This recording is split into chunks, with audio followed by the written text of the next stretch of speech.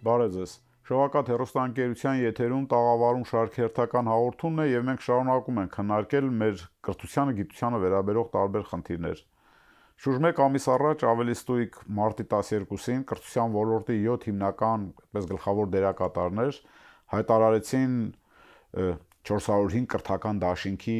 ստեղծման մասին։ Այսօր տաղավար ենք հրավիրել դաշինքի գլխավոր գործադիր տնօրեն Շաման Գևորգյանին։ Շամ, շնորհակալ եմ հրավերս ընդունելու համար։ Շնորհակալ եմ հրավերի համար։ Շամամ, ինչու 405, ինչ է նշանակում անվանումը։ Շնորհակալություն ամենակարևոր հարցի համար։ 405 թվականը խորհրդանշում է մեր հայոց գրերի գյուտը։ Մեսրոպ Մաշտոցի կողմից 405 թվականին այդ ամբողջ աշխատանքի արդյունքում ստեղծվեցին գրերը, որպես մեր գոյության, ինքնության, մշակույթի ամենակարևոր բաղադրիչ ու հիմնասյուն, ու մենք էլ դաշինքով երբ որ որոշում էինք անունը ինչ դնել, կարևորեցինք այդ հանգամանքը, որ ամեն դեպքում 5-րդ դարի սկզբին, երբ հայ աշխարհը, հայոց աշխարհը կանգնած էր մեծ սպառնալիքների առջև, կարծես թե գրերի գյուտը այն հուսադրող գյուտներ, երևույթներ, որ համախմբեց հայերին ու մղեց ավելի մեծ մշակութային արժեք ստեղծելուն, ու մենք էլ նպատակ ունենք հենց 405-ով այդ դարակազմիկ, այսպես ասած, նշանակությունը ունենալ 21-րդ դարի մեր մարտահրավերների, ինքնության հետ կապված մարտահրավերների, մշակույթի եւ մնացած, որոնք որ այսպես ասած սպառնում են նաեւ մեր գործունեությանը եւ աշխարհին արժեք փոխանցելուն։ Շամամ, կազմակերպությունները 7, որ միավորվելով ստեղծել են դաշինքը, կայացած կազմակերպություններ են հսկայական դերակատարություն ունեցած կրթության ոլորտում, գիտության ոլորտում մեր երկրի, եւ ես հասկանում եմ, որ մեկնարկի մասին, այդպես հայտարարելուց առաջ հավանաբար բանակցային երկար փուլեր եք անցել, որպեսզի համատեղումը լինի բոլորի, այսպես ասած, սրտով եւ իրենց տեսլականին համապատասխան։ Բայց նախ ուզում եմ ասեք, թե ինչպես առաջացավ անհրաժեշտությունը նման դաշինք կազմելու եւ ինչ փուլեր անցաք մինչեւ հայտարարումը մեկնարկի։ Շատ լավ։ Իրականում մարտի 12-ից առաջ մենք 2 տարի աշխատել ենք իրար հետ։ Ինչպես դուք նշեցիք, շատ ծանր ինչ որ առումով նաև աշխատանք էր, որովհետև մենք գործ ունենք ոլորտի գիտակների հետ, փորձագետների հետ, ու դա ավելի բարդացնում է առաջադրանքը, որովհետև ամեն հարցի շուրջ, ամեն կետի շուրջ շատ մեծ քննարկումներ էր տեղի ունեցել։ Իրականում 405-ի պատմությունը սկսվում է 2022 թվականից, երբ Արցախի շրջափակումով պայմանավորված կոչ եղավ կրթական կառույցների համախմբվել մի սեղանի շուրջ հավաքվել ու հասկանալ Արցախում երեխաների կրթության իրավունքի իրացման հարցերով ինչ աշխատանք պետք է տարվի։ Այսինքն այո, ճգնաժամային պայմաններով էր պայմանավորված մեր իրար հետ, այսպես ասած, հավաքվելը, որովհետև բոլորս հասկանում էինք, որ մեր առօրեական գործը պետք է թողնենք, ինչ որ առումով բոլորով զբաղվենք այդ գործով, այն գործով, որը որ Արցախի երեխաների հետ կապված։ Շամ, կներեք, որ ընդհատում եմ, ես ճիշտ եմ հասկանում, որ դուք ոչ միայն փորձում եք օգտակար լինել, հա, Արցախի հայությանը, այլ նաև միջազգային հնչեղություն տալ նրանց, հա, այդ կրթության իրավունքի իմաստով։ Այո, դա նաև առիթ էր, ցավոք սրտի ճգնաժամային պայմանները առիթ ստեղծեցին, որպեսզի այդ հարցով պայմանավորված նորից դիմենք միջազգային կառույցներին, բախենք իրենց դռները, որպեսզի ուշադրություն դարձնեն ու ճգնաժամով էլ պայմանավորված լուծեն առհասարակ Արցախի խնդիրը։ Բայց ցավոք սրտի մեր ջանքերը իջիկ դարձան ու դա էր պատճառը, եթե Արցախը առիթ էր, Արցախի կրթության իրավունքի իրացման հարցերը առիթ էին, պատճառը դարձավ այն, որ մենք հասկացանք միշտ չի որ ճգնաժամային իրավիճակում համախմբվելը մեզ կփրկի ճգնաժամերից, այլ ավելի պետք է պրոակտիվ ու նախաձեռնողական գործողություններ իրականացնել։ Ձեր հարցին պատասխանելով, թե ինչպես անհրաժեշտությունը առաջացավ, մենք ուղղակի հասկացանք, որ մենք նույն մտածելակերպի իներցիայով այլևս չենք կարող շարունակել։ Որովհետև եթե կրթության ոլորտի մարդիկ այդ պատասխանատվությունը, կոլեկտիվ պատասխանատվությունը չստանձնեն նոր, ավելի ամբիցիոզ, ավելի համարձակ, այսպես ասած, գործելու, համախմբելու ոլորտը, դաշտը, առհասարակ մասնագիտական համայնքը, որպեսզի նույն այդ ճգնաժամերի նկատմամբ ավելի հետևողական աշխատանք տարվի, որ չլինեն այդ ճգնաժամերը, մենք ուղղակի այդ հասկացանք, որ պետք է մեր մտածելակերպի իներցիան կանգնեցնենք ու միասին նոր մտածելակերպ ստեղծենք։ Դաշինքին միացած կազմակերպություններից ցավոք արդեն չեմ հիշում, ես այդպես համացանցում տեսա, ղեկավարներից մեկը նման մի արտահայտություն արել, որ ինձ շատ դուր եկավ, որ ամեն մեկս մեր սենյակն են կարծես թե կարգավորում, հա, կառուցում, բայց տունը այդպես էլ չի կառուցվում, նկատի ունի համընդհանուր հա կրթական մոդել է, համակարգ է երկրում եւ այդ իմաստով արժե միավորվել։ Հիմա հենց այդ իմաստով շամամ ուզում եմ ասեք, թե գործունեության եւ նպատակների ինչ տեսլական ունեք, ինչին հասնեք։ Իրականում նախորդ ձեր հարցին եւս մեկին պատասխանելով գամ նոր հարցի պատասխանին, որ ինչ process-ի միջով մենք անցանք։ 22 թվականից հետո 23-ից սկսած արդեն մենք մինչև սեպտեմբեր, մինչև արդեն բռնագաղթ, էլի միջազգային կառույցների հետ աշխատանքի արդյունքում 23-ի հոկտեմբերն էր, որ հասկացանք մեզ ինստիտուցիոնալ կառույց է պետք։ Այսինքն մինչև 23 կոչվում կրթության իրավունքի քաղաքացիական նախաձեռնություն, ինքը միանգամից չի կոչվել 405 կրթական դաշինք, որպես նախաձեռնություն է առաջացել, հոկտեմբերից արդեն մենք հասկացանք, որ պետք է գործենք որպես ինստիտուտ, որովհետև եթե մենք խոսում ենք ցանցային գործունեության մասին, եթե մենք խոսում ենք ավելի մասնագիտացված համայնքի մոբիլիզացիայի մասին, դա որպես նախաձեռնություն չի կարող երկար գոյություն ունենալ, ու 23-ի հոկտեմբերից սկսած այդ աշխատանքները սկսեցին արվել, որպեսզի նախաձեռնությունը վերածվի արդեն կառույցի ու 24 թվականի հունվարից մինչև 24 թվականի հուլիս, իրականում կառույցը ստեղծվել է հունիսի 28-ին, մենք ամեն տեսլականի, առաքելության, նպատակների, խնդիրների, ամեն հարցի շուրջ, շահերի բախման ինչու չէ, շուրջ մեծ աշխատանք ենք տարել, որ մենք իմանանք ինչի շուրջ է պետք կոնսենսուսի գալ եւ ինչի շուրջ է, որ պետք անընդհատ քննարկումներ իրականացվեն, որ վերջնական որոշումներ կայացվեն շատ կարեւոր հարցերի շուրջ, որովհետեւ այդ կարեւոր հարցերը չես կարող մեկ օրում, երկու օրում գալ վերջնական ընդհանուր համաձայնության, դրանց շուրջ պետք է շատ մեծ հետևողական աշխատանք։ 24 թվականի հուլիսից արդեն մինչև դեկտեմբեր մենք ավարտեցինք մեր ռազմավարությունը, այսինքն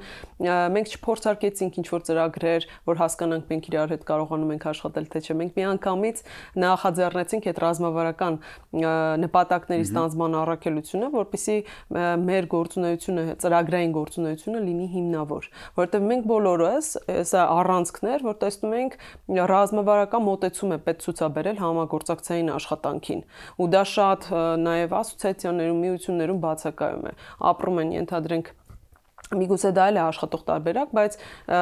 ի սկզբանե ունենալ ռազմավարություն ու ռազմավարական նպատակներով առաջնորդվել մինչև գործունեություն իրականացնելը, դա մի շարք խնդիրներից հետագայում ձերբազատում է։ Կարելի ասել ամբողջ 2024 թվականի տարին նախապատրաստական տարի էր, որպեսզի 25 թվականին արդեն դաշինքը գործի իր մարտավարական քայլերով առաջնորդվելով։ Մի կարևոր հանգամանք էլ նշեմ ինչու դաշինք։ Մենք խոսում ենք տարբեր մոդելների շուրջ, միություն, ասոցիացիա, ցանց եւ կանգնեցինք դաշինքի վրա, որովհետեւ դաշինքը ամբողջությամբ ամփոփում է հենց այդ ռազմավարական։ Այո, արտահայտում է դա։ Այո, այդ ռազմավարական ոլորտում ռազմավարական նշանակություն ունենալը, որովհետև օրինակ ասոցիացիաները իրենք շահերի շուրջ են համախմբվում, ոլորտային շահերի անշուշտ, ինչու՞ չէ նաև կորպորատիվ շահերի, բայց դաշինքի դեպքում դու չես կարող կորպորատիվ շահ առաջ տանել։ Դու պետք է մի կողմ թողնես, ձերբազատվես կորպորատիվ շահից ու գաղափարի համար քո գործունեությունը իրականացնես։ Դրա համար ցանցի, ասոցիացիայի, միության եւ դաշինքի միջև ընտրություն կատարվեց դաշինք տերմինի շուրջ, որպեսզի ամբողջապես ներկայացնի մեր բնույթը, այսպես ասած։ Հիմա տեսիլի շուրջ հարց տվեցիք։ Մեր տեսիլը շատ համարձակ է։ Մենք պատկերացնում ենք Հայաստանը իր կրթական մոդելի միջոցով աշխարհին նոր արժեք է տալիս։ Թելադրում է նաև կանոն, թե կրթությունը եւ մարդու կրթությունը առհասարակ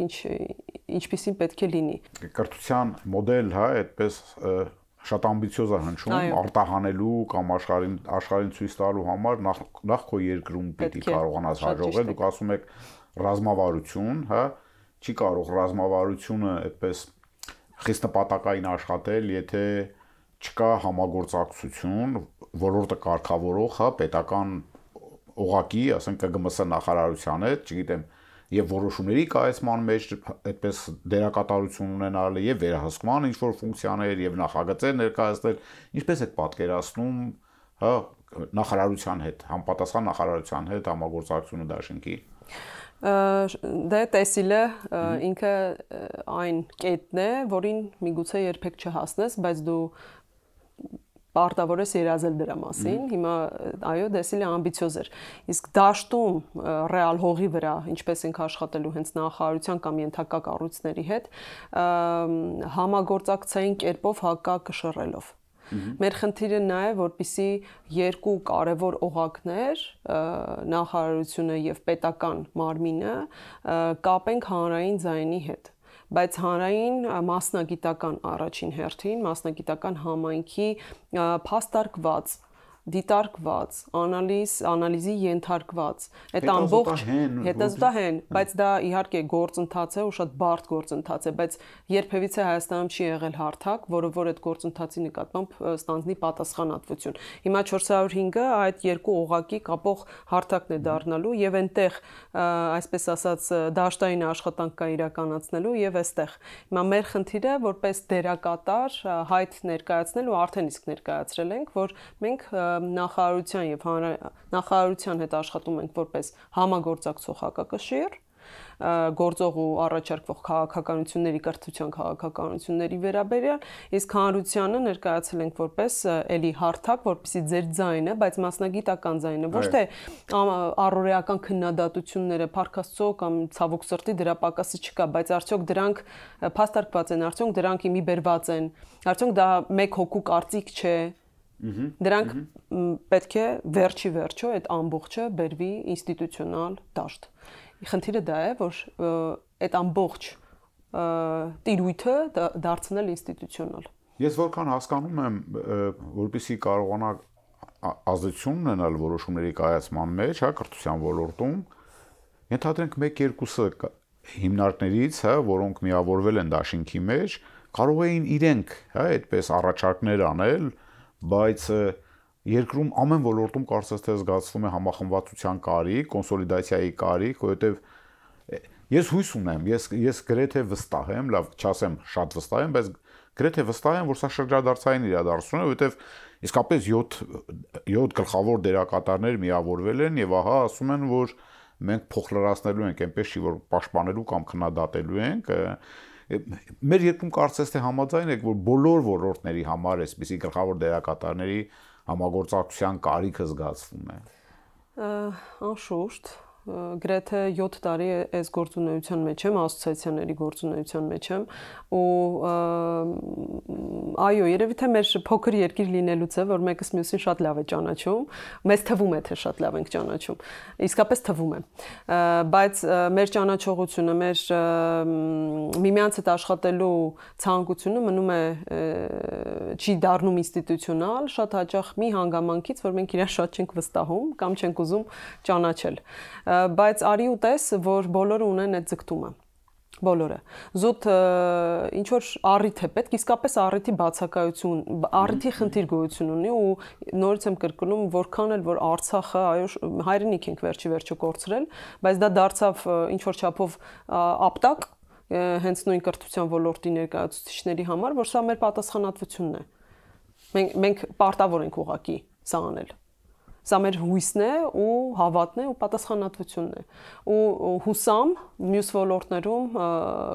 նաև դիտելով այս հաղորդումը եւ մյուս հաղորդումները 405-ի մասին կհամախմբվեն, որովհետեւ առանց ոլորտային համախմբվածությունների, առանց ոլորտային այդ արհմիական աշխատանքի ուղղակի իրական փոփոխություններ չեն կարող լինել։ Ձեր գործունեության գլխավոր առաքելության բաղադրիչներից մեկը, այսինքն գործունեության եղանակն է գլխավոր, հայկականությունն եք համարում, այսինքն կրթական մոդել առաջարկել ոչ միայն Հայաստանում, այլ նաև Սփյուռքում գործող դպրոցների համար, չեք կարծում, որ շատ բարդ է, որովհետև նախ որ Սփյուռքի տարբեր գաղթօջախներ իրենց հսկայական է տարբերությունը եւ մենթալիտետային եւ այդ երկրի կրթական համակարգերի, բայց նաեւ հսկայական է տարբերությունը հենց հայրենիքի Հայաստանի հետ համեմատած,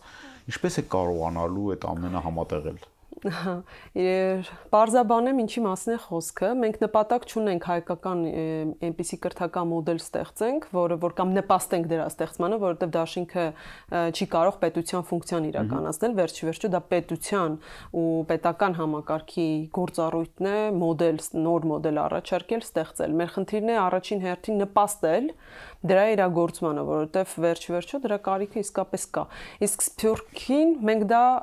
ընդհանրապես առաջարկելու ենք, որովհետև ինքներս գիտակցում ենք, մեր հիմնադիրների մեջ էլ կան կառույցներ, որոնք որ Սփյուռքի հետ կապված բավականին հարյուրամյակների աշխատանք ունեն, նույն հայ բարեգործական ընդհանուր միությունը կամ AMA-ը, իրենք Սփյուռքի կառույցներ են ու բավականին մեծ խորագիտություն ունեն, թե Սփյուռքին ինչ է պետք։ Ու իրենցից ունենք նաև տեղեկություն ու գիտելիք, որ Սփյուռքի կրթօջախները հայկական կրթական մոդելի ներդրման, ամբողջական ներդրման ի վիճակի չեն, պատրաստակամությունը միգուցե կա, բայց կարիքից է բխելու։ Այսինքն համատարած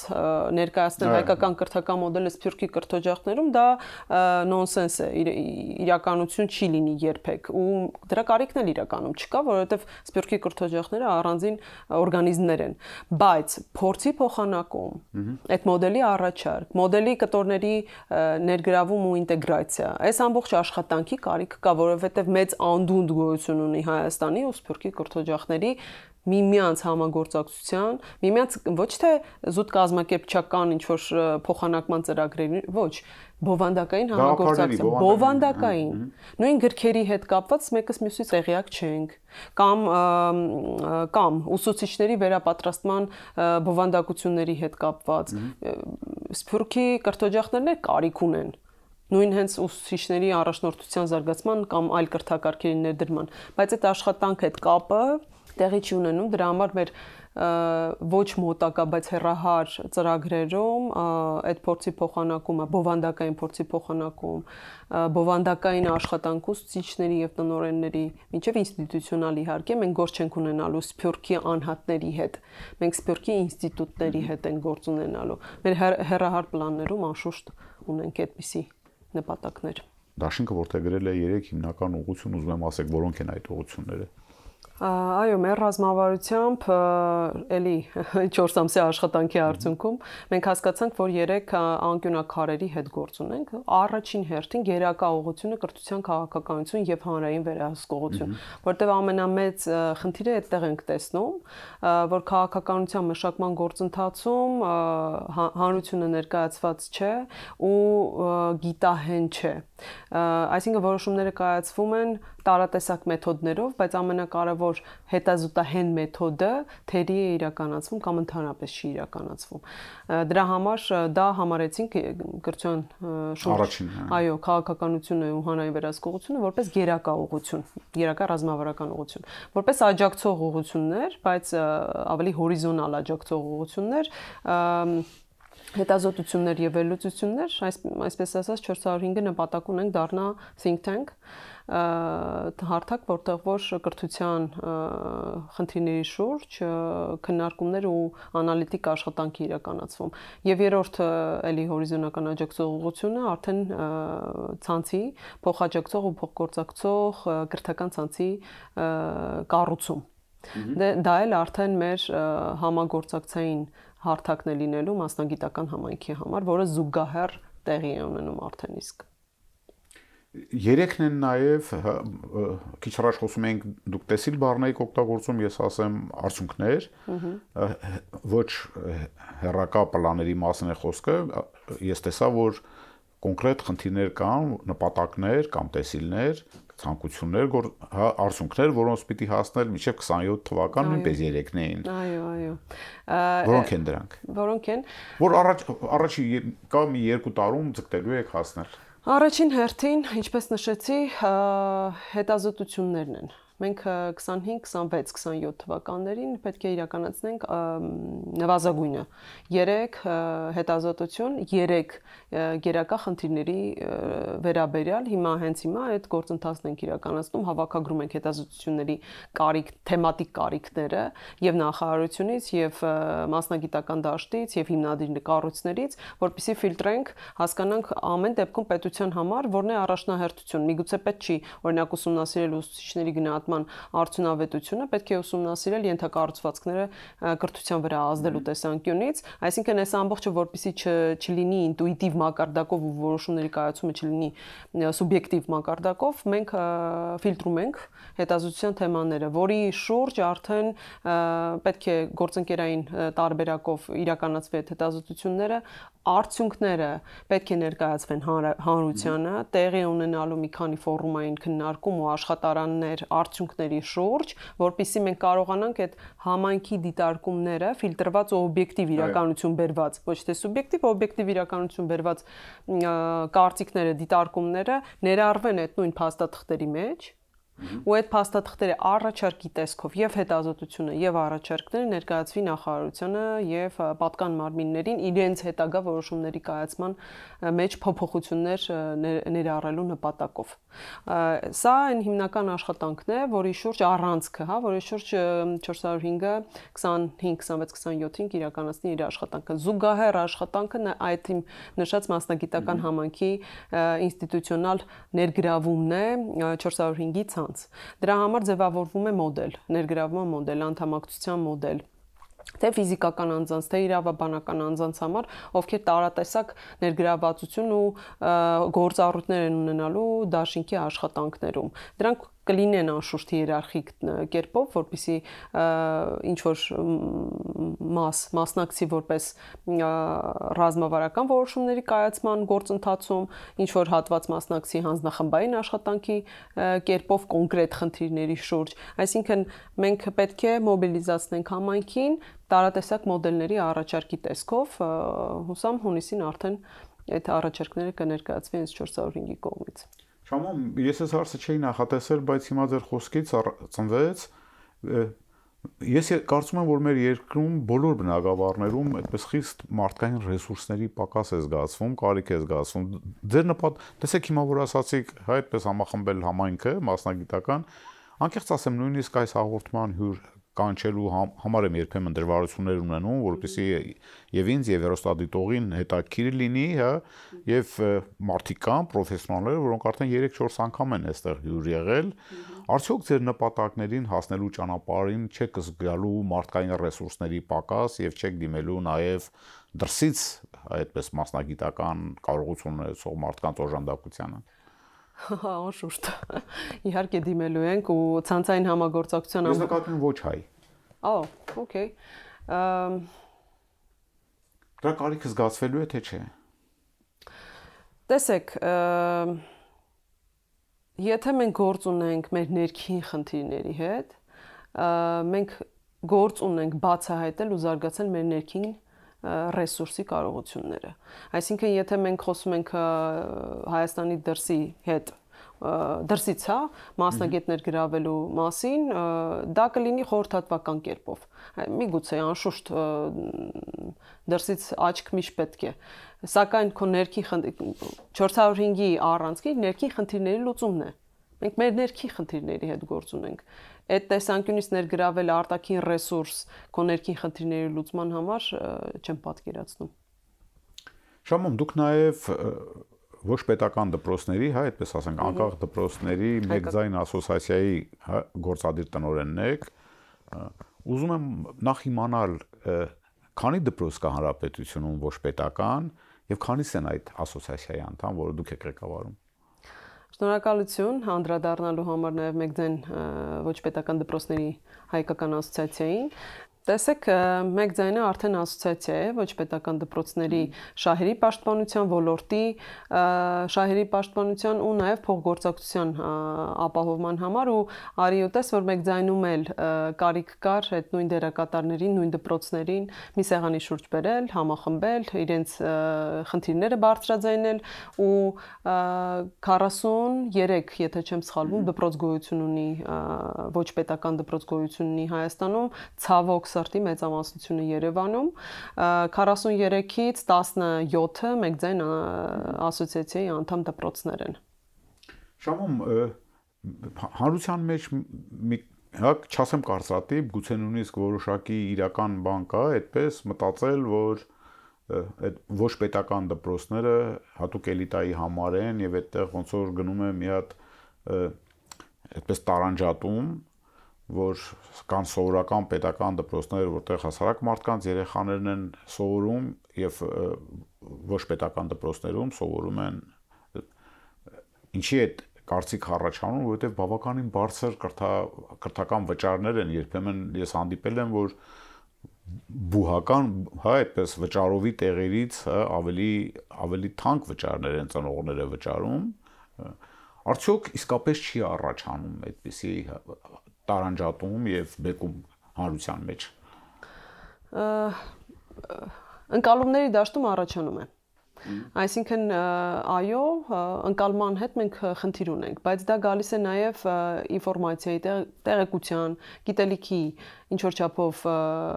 հասանելիության պակասից, որովհետև ոչ պետական մի շարք ոչ պետական դպրոցներ ու գերակշիռ հատվածը ոչ պետականների ոչ պետական դպրոցներում սովորող աշակերտների ծնողների մեծամասնությունը իրենց օրական հացից կտրում է, որպեսզի այդ երեխան հաճախի ոչ պետական դպրոց։ Ոչ դրա համար եմ ասում, ընկալումների խնդիր ունենք։ Միգուցե մի քանի դպրոց, այո, իրենց վարձավճարների բարձր լինելու պատճառով մահանրության շուրջ ընկալում են ստեղծում, որ դա էլիտար դպրոց է, բայց արի ուտես, որ նույն այդ դպրոցներում կան կրթաթոշակներ, նույն այդ դպրոցներում կա ավելի տարբերակված մոտեցում սոցիալապես անապահով, ենթադրենք ընտանիքների նկատմամբ ուրիշ տեսակի քաղաքականություն, այլ տեսակի քաղաքականություն վարել։ Այսինքն այո, ընկալումների դաշտում այդ խնդիրը կա, բայց դա գալիս է ինֆորմացիայի, ինչպես նաև գիտելիքի պակասից, թե առհասարակ ոլորտում ինչ է կատարվում։ Իսկ ոլորտում ծնողների մեծամասնությունը իրենցից կտրում են, որպեսզի իրենց երեխան գնա ոչ պետական դպրոց նման դեպքերում։ Մի բան ավելացնեմ, պետության հետ հիմա ԱԺ-ի հետ խոսակցություններ են գնում ու նաև քննարկումներ են իրականացվում ոչ պետական դպրոցների սովորող աշակերտների ծնողներին վարձավճարի փոխհատուցման։ Նման մոդելի կիրառումը, ֆինանսավորման մոդելի կիրառումը աշխարհում արդեն վաղուց գոյություն ունի, խթանելու առաջին հերթին մրցակցությունը, նաև կրթության իրավունքի ամբողջական իրացումը, որովհետև սահմանադրորեն մեր Հայաստանի սահմանադրությամբ էլ պայմանավորված յուրաքանչյուր երեխա կրթության իրավունք ունի, ու երբ որ պետությունը ոչ պետական դպրոցների գործունեության նկատմամբ այդ ֆինանսավորման կտորը չի իրականացնում, դա կրթության իրավունքի խախտում է։ Ու շատ ուրախ եմ, ու շատ իսկապես ոգևորիչ է, որ մեր պետությունը այդ նախաձեռնությունը ստանձնել է։ Այդ դեպքում եւ վերանիշ չեն կտրի ծնողները եւ հնարավորությունը կտրվի բոլորին։ Իհարկե, ու ծնողը ինքը կորոշի, արդեն նաեւ այն ծնողները, որոնք այդ հնարավորությունը երբեմն չեն ունեցել, ծնողը կորոշի իր երեխային տանի պետական դպրոց, թե ոչ պետական դպրոց, ոչ պետականների միջև արդեն էլի կորոշի որ մեկը տանի, որտեվ ինքը այդ գումարի հնարավորությունը կունենա պետության կողմից տրված գումարի հնարավորությունը կունենա։ Շամամ, ես գիտեմ, որ այդպիսի կրթական մեծ հաջողություններ ունեցած այնպիսի երկիր, ինչպեսին Ֆինլանդիան է, չունի ոչ պետական դպրոց, այդպես բոլոր դպրոցները հավասար են եւ բոլորը շատ լավ է։ Բայց հարցս այդ մասին չէ, ես ուզում եմ իմանալ ինչ առանձնահատկություն ունի ոչ պետական դպրոց, ինչ առավելություն ունի, որ ձեր բառով ասած, ծնողը բերանից կտրելով իր երեխային անպայման ուզում է տանել։ Եվ ինչու չի կարելի այդ առավելությունները ներդնել սովորական դպրոցում, եթե ոչ բոլորում միաժամանակ, Ես ուզում եմ հասկանալ, որն է այդ տարբերությունը։ Տարբերությունը առաջարկվող ծրագրերն են։ Տարբերությունը ավելի կառավարման ու կազմակերպչական ճկունությունն է, բովանդակությունն է, ինչու ոչ։ Ու այդ ամբողջը գալիս է հենց այն հանգամանքից, որ իրենք անկախ են։ Այսինքն տեղում որոշումներ կայացնելը դպրոցի շրջանակում լինում է շատ ճկուն, լինում է շատ արագ ու լաբորատոր հնարավորությունները շատ ավելի մեծ են։ Լաբորատորին նկատի ունեմ, որ փորձարարական, կրթակարգի փորձարարական, ինչ որ տարբեր միջոցառումների, տարբեր ծրագրերի փորձարարական հնարավորությունը, տարողունակությունը, այսպես ասած, կարողունակությունը ոչ պետական դպրոցի շատ ավելի մեծ է, քան պետական դպրոցինը, որովհետև պետական դպրոցը կախված է պետական որոշումներից, իսկ մասնավոր դպրոցը, ոչ պետական դպրոցը կախված է իր հիմնադրի տնօրենի որոշումներից։ Այդ կապը, որ գոյություն ունի տնօրենի հիմնադրի եւ իր կառույցի միջև, ստեղծում է իրավիճակ, որ դպրոցը ավելի արագ է գործում, հետեւաբար ավելի արագ արդյունքների է հասնում։ Գրավում ծնողներին։ Արդյունքները, դրա արդյունքներն այլ ողջևորում ծնող։ Այո, նաև մի շարք այլ լրացուցիչ ծառայություններ, որոնք որ ոչ պետական դպրոցները առաջարկում են ծնողներին։ Նաև այդ լրացուցիչ ծառայությունները եւ կրթության տեսանկյունից եւ օրինակ դասապատրաստման տեսանկյունից զուգահեռ այլ միջոցառումներ, որոնք իսկապես գրավիչ են ծնողի ներկայիս 21-րդ դարի ծնողի համար։ Խնդիր ունենք, սակայն, որ պետության կողմից ոչ պետական դպրոցները դիտարկվեն որպես ընդհանուր լաբորատորիա, այսինքն այո 30 տարի է մեծ հաշվով շատ ոչ պետական դպրոցներ գոյություն ունեն Հայաստանում, բայց արի ու տես, որ իրենց փորձը, իրենց տված արդյունքը, իրենց նորարարությունները համալիր կերպով ու ինստիտուցիոնալ կերպով չեն փոխանցվում պետությանը ու պետական համակարգում դրանք չեն ներդրվում։ Սա է այն գիծը, որ ոչ պետական դպրոցների ասոցիացիան մեկ ձայնը անընդհատ պարբերաբար տանում է, ունենք արդյունք։ Այո։ Պետք է դա փորձը ներդնենք ներդրվի պետական համակարգում։ Իհարկե դրական փորձի մասին է խոսքը, որովհետև անշուշտ ոչ միշտ է, որ ոչ պետական դպրոցները փայլում են։ Եվ միշտ չէ, որ փորձարարությունը կամ նորարարության, այդ փորձերը բերում են հաջողության։ Բայց մեծ արդյունք ունեն ոչ պետական դպրոցները, ու խոսքս գնում է հավաքական արդյունքի մասին, ոչ թե ինչ-որ դիպվածային արդյունք, մեծ հավաքական արդյունք ունեն։ Ու դա ինստիտուցիոնալ կերպով պետք է ներդրվի նաև պետական համակարգում։ Սա աշխատանք է, որ համատեղ էլի նախարարության հետ պետք է իրականացնենք, որպեսզի ոչ պետական դպրոցների գործունեության ոլորտը նախ համակարգվի, երկրորդ բովանդակությունը ավելի կիրառելի լինի նաև պետական դպրոցների համար, այդ նորից օազիսային աշխատանքը դառնա արդեն ընդհանուր համապետական աշխատանք։ Շամո, մեր ժամանակը ցավոք սրտի ավարտվել է, ես մի քանի հարցեր ունեի, բայց գուցե մի ուրիշ առիթով ես հաջողություն եմ մաղթում թե Մեկ ձայն ասոցիացիայի եւ թե հատկապես 405 դաշինքի, որովհետեւ իսկապես հույս ունեմ, որ այդպես մեծ փոփոխությունների կբերի մեր երկրում կրթության ոլորտում, իսկ կրթության ոլորտի դրական փոփոխությունները չեն կարող մեծ փոփոխություններ չառաջացնել երկրում։ Շնորհակալ եմ։ Ձեզ եմ շնորհակալ։